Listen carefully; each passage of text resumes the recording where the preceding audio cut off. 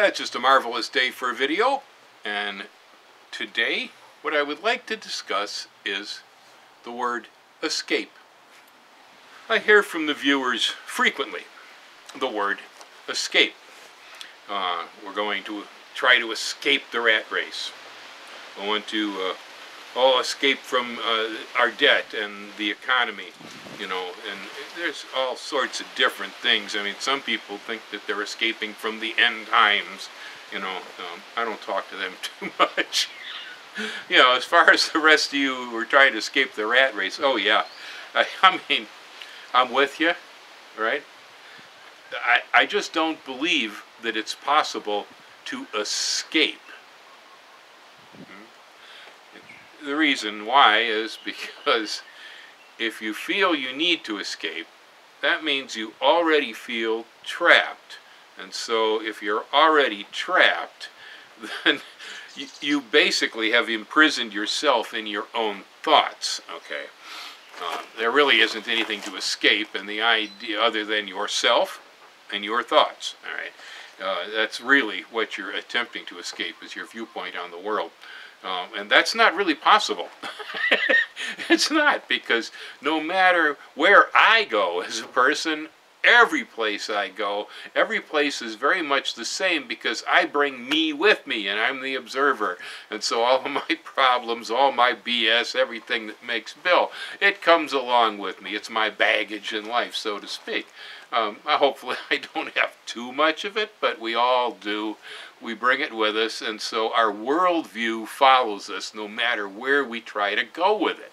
And so, since it is our view that traps us, trying to escape from that view really can't be done by changing locations and situations. It could only be done by changing the way you're thinking about it.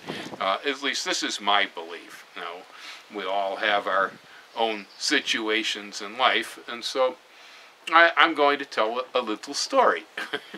Way back in the 1960s, there was a movement in this country for organic food, for more natural living, for sustainable living.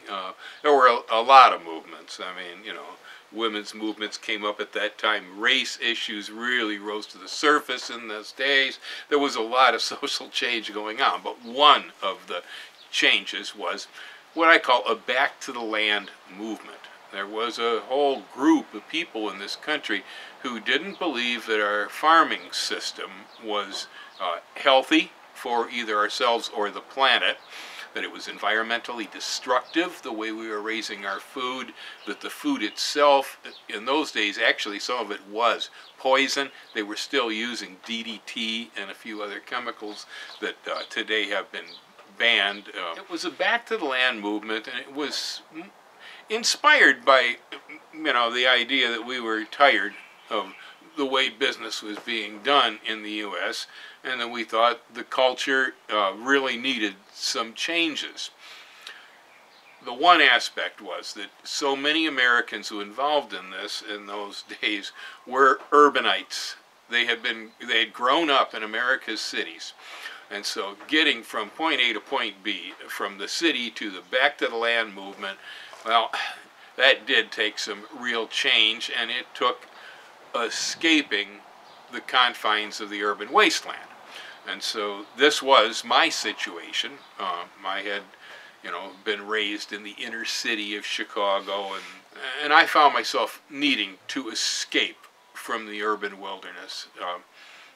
And it was a long and difficult struggle for me. When I finally did find a hole in the wall, crawled through it, and came out into my present position that you see, once I got on the other side of the wall, I realized that I was the only one who'd ever built the wall. And so the only thing I was ever escaping from was my own thinking. And so the other side of the wall meant for me as I changed my mind. But this movement I'm referring to in the 60s and 70s, the back to the land, it was driven, I think, by positive social change ideas. We wanted food to be sustainable. We wanted it to be clean, and safe to eat. We wanted the land to be protected in the process. You know, these are basically all good things. We wanted, you know, organic food and health food, and you know, look at it, change in the world, for sure. We're looking for change. We're looking for escape. Today I'm seeing a similar phenomenon going on where we have people trying to get back to the land all the time. People tell me that they want to, you know, escape here to Hawaii, that they want to get back into the woods someplace, trying to shelter themselves, hide out from something. I don't believe that's possible. And so that little story I mentioned was in my returning to the land decades ago. I ended up buying a farm in Wisconsin.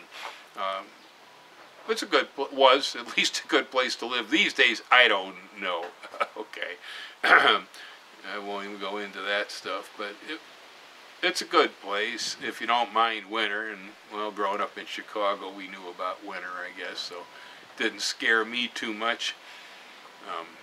Soils are good. What growing season the state has is very suitable for raising a lot of different crops. It's a place where people can have sustainable living, natural living. You know, it wasn't exactly the hippie commune idea of the West Coast, you know, but it was Chicago-style return to the land, and I found a beautiful place on top of a hill, you know, next to a state forest that bordered a national forest that ran almost all the way to Lake Superior. We lived in a county that did not even have a stoplight in it. It was a rather primitive, natural sort of a place. One piece of property against the Flambeau River State Forest, another one I had at the same time on the Chippewa River in that area. Beautiful pieces of land, good soils. The neighborhood with the national and state forests had bears and bald eagles and timber wolves and mink and otter, and you know, excellent fishing of all sorts, fairly clean water, on and on. And I got established. I was doing fairly well. I had a life going. It was a sort of poor existence because we were attempting to escape an economy, and I was trying to become self-sufficient at the time. It's a very, very difficult thing to do, becoming self-sufficient. It's extremely difficult. Particularly in our nation, because there's so many other options and ways that we can do this. Well, you know, going off in that direction, what I finally discovered is that I am really good at doing certain things, but I'm not so good at doing others. When a person's attempting to be self-sufficient, that means everything's done by you. Okay, well, I figured out pretty soon that I knew guys who were really, really good carpenters, and well, I could work with them because I'm an okay carpenter, but I'm not a really good one. And so I was better off doing what I did, which was, you know, playing rock and roll in clubs and stuff like that to make my money, because I could do that easily, and then turn around and pay them to help me with my projects. And I found this was true, say for instance, I wanted to eat wheat. Well, wheat didn't raise very well in the region where we were at. It turns out that wheat raises much better in western states where it's drier. And so I was better off making maple syrup where I was at with the maple trees I had in the woods, selling the syrup and buying wheat, okay? And so it became basically a system of looking at the economy of what I was doing and figuring out what will I produce by myself and what will I produce to sell to be able to exchange for other things, rather than this idea of saying I'm going to grow my beans, I'm going to grow all the food I need, I'm going to do this, that, and the other thing, and it's all going to be on me. It doesn't work that way. You know, we're all on the planet together, and some things just work out better for some people than they do for others. The other issue, again, was that as I had escaped the urban wasteland, I felt, well, living up there with the bald eagles and the timber wolves, that I'd finally made it. Well, just about the time I was cocky enough to think that was really true, the world's largest mining conglomerate, Rio Tinto Zinc, aka Kennecott Copper, went ahead and decided they were going to set up on the river, Flambeau River, that was the state forest next to where I lived. And I'm going, oh my God, no, I didn't come up here to watch these guys destroy the river, because I had traveled through and lived in many areas in the past where I had seen what mining had done to the land and to the towns and to the economy and to the people. It's a horrible sight usually when you walk in after. That's not good. And I said, nah, ain't gonna happen here. And so I found myself having to come out of the woods and confronted Kennecott. One thing led to another. Eventually I found myself representing a local citizens group allied with the Sierra Club and the Anishinaabe tribes and in the ceded territories, and we all sat in the longest set of hearings and appeals ever on record in the state of Wisconsin, and the hearing examiner told me that personally and said, it's your fault, Bill. We lost. The mine went in. I don't live there anymore. I'm here where I'm at. And the mine wasn't necessarily good. I don't know whether it was as bad as I thought it was going to be or not, but we lost. The only thing I won was my self-esteem, because I knew I had to do this, and there was no escaping it. This is the point. There's some things that are going to follow you no matter where you go. That here flag right there in the hat, that baby going to follow you. You can ask the guy with a bad haircut in North Korea right now whether this flag has an effect on what he does every day. Boy, better believe me, if you live inside these borders, it's going to affect what you do every day. There's no way around it. We're also in a capitalistic society, and when we attempt to isolate ourselves from our form of economy, well, we're cutting off most of the power that we have as people. I mean, yeah, they call this a democracy, and it is, but it's a capitalistic democracy. That really, the almighty dollar is more the bottom line to everything that happens here than personal freedom. Because when you give people a choice between, do you want to be safe, or do you want to have money, or do you want freedom, they're going to take safety and money ahead of freedom almost any time. You watch the pattern. It's the way people are here today. Now, there might have been a day when it was different.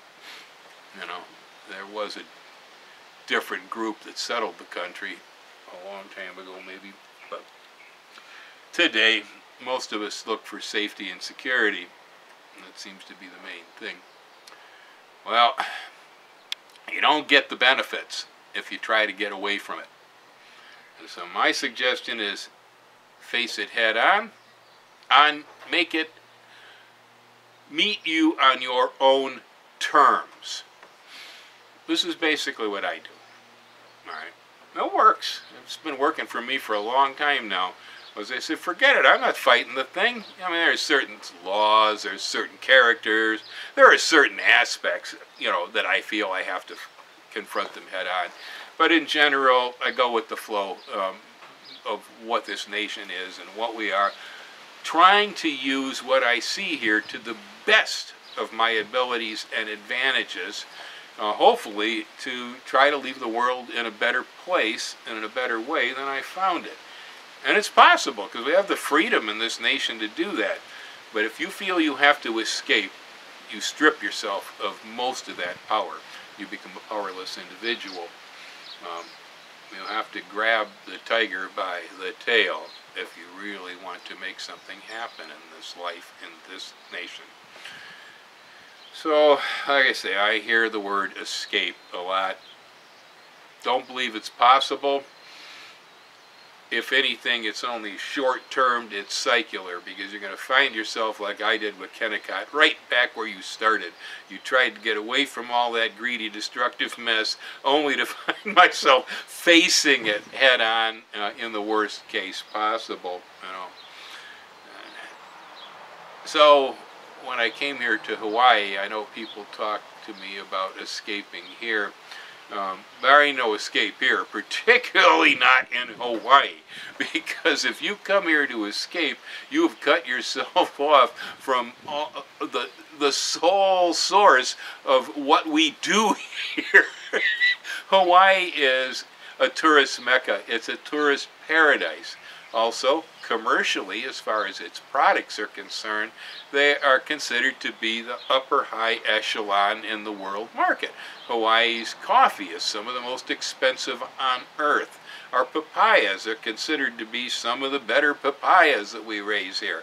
I know for sure these white pineapples I got out here behind me are some of the best on earth. And if you want them, you really have to pay for the things too. The prices of them keep going up and up. You know, people buy houseplants from Hawaii, cut flowers, orchids. Hawaii is known for having some of the most expensive and incredible organic chocolate on earth. Our organic vanilla is the most expensive you'll find anywhere. And believe me, we're not selling the vanilla beans to the guy next door over here. Because he's probably Section 8 getting help with this rent. Those vanilla beans are going to Japan, they're going to Taiwan, they're going to New York, they're going to Berlin, you know, that's... And so the interconnected nature of our economy here with the entire rest of the human mob on this planet is about as direct and real as it gets. The way I see it is we have tourists pouring off of airplanes, cruise ships here constantly, all of them carrying plastic credit cards and dollar bills clutched in their hot little hands. And my job as a good local guy here is to have my net out, trying to catch as much of that stuff as it flows through the island as possible. And by succeeding in netting as much of the local economy as I can get my hands on, it frees me to be able to do otherwise whatever it is that I please to do. Plus, as I said, on my own standards that I have set up what it is that I will and I will not do to make money. I have set up what it is I will and I will not do to be able to agree with the society that we live in. I have my limits. All I'm suggesting here is that, you know, to some extent it's a matter of semantics. It's in the words, you know, that we say we're going to escape. Well, a word means a lot, and it says a lot about, you know, where we're coming from. I'm willing to admit, anytime you ask right here in public, why am I here? What am I doing? Well, I'm trying to leave the world in a better place than I found it. That's my whole point. Now I try to get away from anything. There are a few things I'd love to change. Oh, you betcha. But there's nothing that I can get away from, even if I wanted to. And so I don't. I'm a participant in the process. Blame me. Except I'm not willing to work for somebody who makes bomb fuses. You know, I'm not willing to support politicians that want to take away our health care, destroy our environment, you know, and so on. I'm not willing to support people who have racist ideas, you know. I have my set of standards. I live by them, and there are limits as far as where I'm going with any of this. But by setting my own standards and saying, this is what I'll do and this is what I'm not going to do, I put myself into a position where I'm able to almost have my cake and eat it too. I was told for a long time that this was not possible. And I found out that the people who advised me to that had never really tried, or at least hadn't tried hard enough, because it is entirely possible. But I suggest if you're coming here to Hawaii, that rather than thinking you want to come here to escape, my suggestion is to come and participate, because we have a culture here. It's a darn good one as far as I'm concerned. There's a lot of great stuff happening here in Hawaii, and a lot of it is, you know, very natural, very back to the land. Genetically engineered food is not a popular idea here, for instance. you know, sustainable agriculture is. Even the government promotes, you know, food independence here in the islands and sustainable production of our own crops. And so certain ideas that are never given lip service by government on the mainland are actually given some support here by the political structure. So, you know, it is for me a little easier place to get along with than urban wasteland of Chicago was. I don't feel so much like I need to escape when I'm living in a community where I feel like I'm embedded and supported more. Not completely. It's still the United States. But a lot of good stuff happening here, a lot of things you want to be present for, and I really believe that exposure of your ideas and your thoughts and the way you want the world, if you think you see a vision for the world that's better, rather than looking at what's bad and trying to get away from it, take what you see that you think is bad and try to figure out how can you make that better. And so then rather than escaping, you're participating and you're maybe encouraging growth. These are all positive things, and I guarantee that they work. Usually when you approach anything from a positive, it will usually result in a positive. When you approach it from a negative, it's very, very difficult to turn that into a positive. Just simple logic. No metaphysics, no spirituality, no BS. Just it's almost math. Anyway, that's all I got to say about it today. You all have a wonderful day. I'm going to go back to absorbing the sunshine here and enjoying paradise here in Hawaii. Aloha. Hang loose.